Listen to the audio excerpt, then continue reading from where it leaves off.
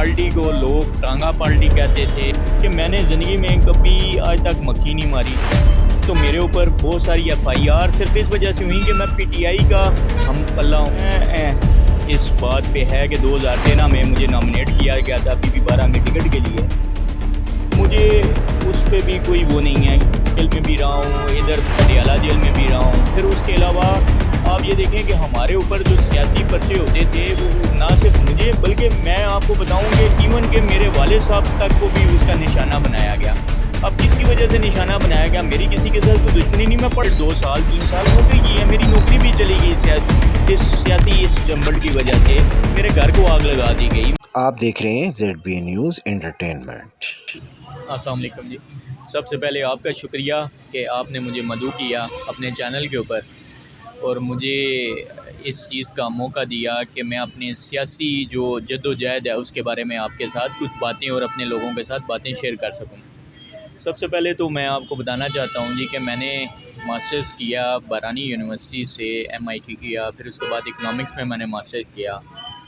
फिर उसके साथ साथ मैं जो है सियासी मेरी जो जद्दोजहद थी वो जारी रखी। मैंने 2007 से खान साहब के जिस टाइम विजन को देखा कि यार ये मुल्क के लिए एक वाइड चॉइस हैं जो मुल्क के लिए कुछ कर सकते हैं बाकी दो जमातों की निस्बत, तो मैंने 2007 में पार्टी को ज्वाइन किया।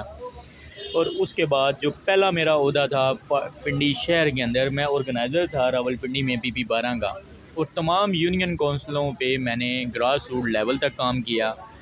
जिस टाइम के इस पार्टी को लोग टांगा पार्टी कहते थे, हम पे मजाक उड़ाते थे, हमें बिल्कुल मजाक का निशाना बनाते थे, तो हमने उस वक्त काम शुरू किया। और उस वक्त तंजीम साजी करना सबसे मुश्किल काम हुआ करता था। तो आप यकीन मानेंगे कि हमने PP12 में यूनियन कौंसिल के ऊपर ना सिर्फ तंजीम साजी की बल्कि उसको ब्लॉक कोड लेवल तक लेके गए उस मुश्किल दौर के अंदर जिस टाइम आपका नाम लेना भी पसंद नहीं करते थे लोग। तो हमने अपनी एक जद्दोजहद से उसके ऊपर हमने काम शुरू किया। हट गए हैं नज़रियाती लोग जिन्होंने जद्दोजहद की और वो आज कहीं पे भी नज़र नहीं आते। मैं अपनी मिसाल सिर्फ इस वजह से देता हूँ क्योंकि मैं इस चीज़ को हाईलाइट करना चाहता हूँ कि वक्तन बहुत सारे लोग जो है ना वो घरों में बैठ गए हैं। अब देखें, मिसाल इस तरह है कि मैंने ज़िंदगी में कभी आज तक मक्खी नहीं मारी।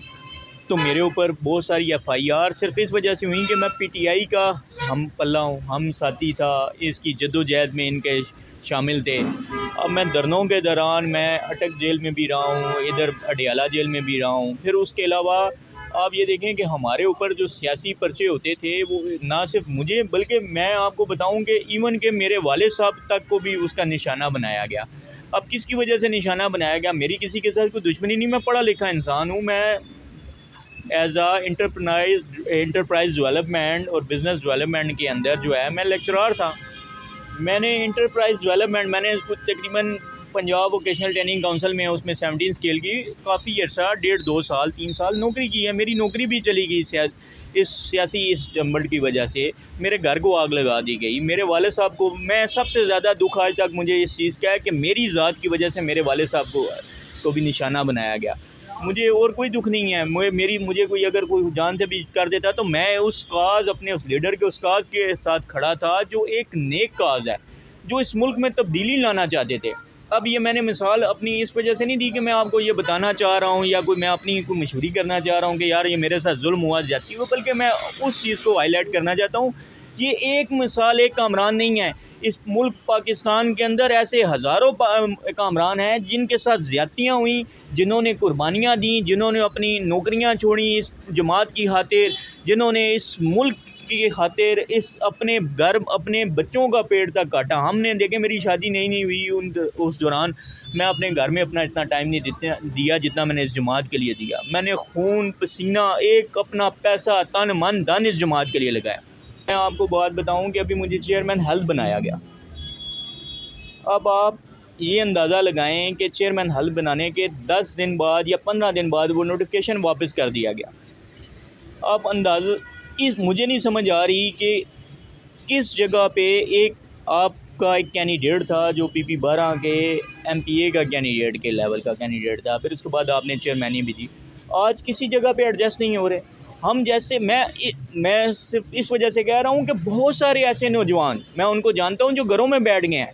हम तो आज भी जदोजहद जारी रखी हैं।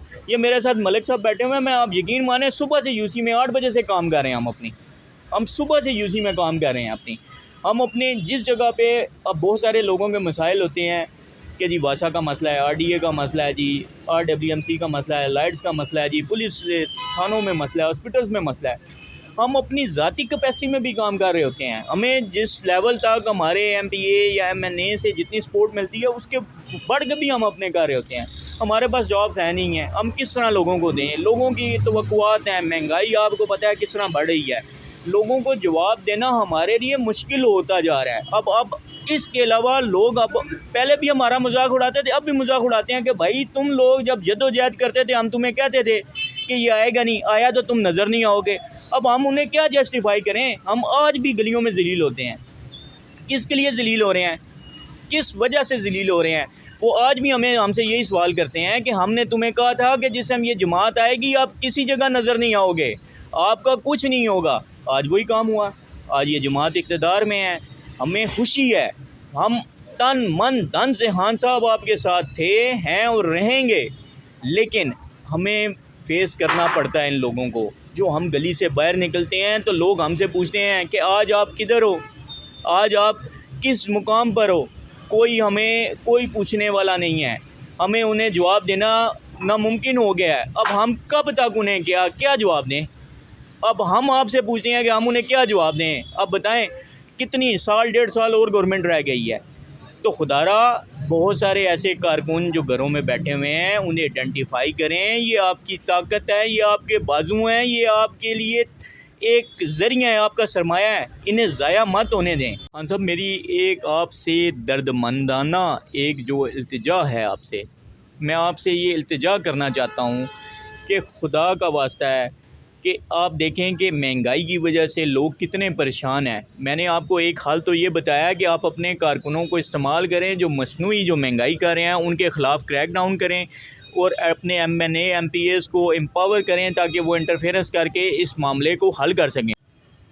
दूसरा, मैं आपसे ये बात कहना चाहता हूँ कि आप अपने एमएनएस एमपीएस को अपने हलकों के अंदर काम करने दें, बजाय इसके कि उनको आपने पार्टी ओहदों के साथ साथ उनको पार्टी ओहदों से अलहदा करें, क्योंकि पार्टी ना वो पार्टी के साथ वो सही तरह काम कर सकते हैं, ना पार्टी की तंजीम साजी में काम कर रहे हैं, ना वो अपने हलकों में काम करें। या तो उन्हें बहुत शौक़ है, अगर अपने पार्टी के ओहदे लेने का उन्हें बहुत शौक़ है तो उन्हें आप सिर्फ एमएनए एमपीए से फ़ारिग करें ताकि वो पार्टी की सियासत करें, ना कि हलकों की सियासत करें। हलकों में इस टाइम बहुत सख्त अशद ज़रूरत है कि आपके जो रिप्रेजेंटेटिव हैं वो अपने हलकों के अंदर सिर्फ काम करें, ना कि पार्टी के अंदर काम करें।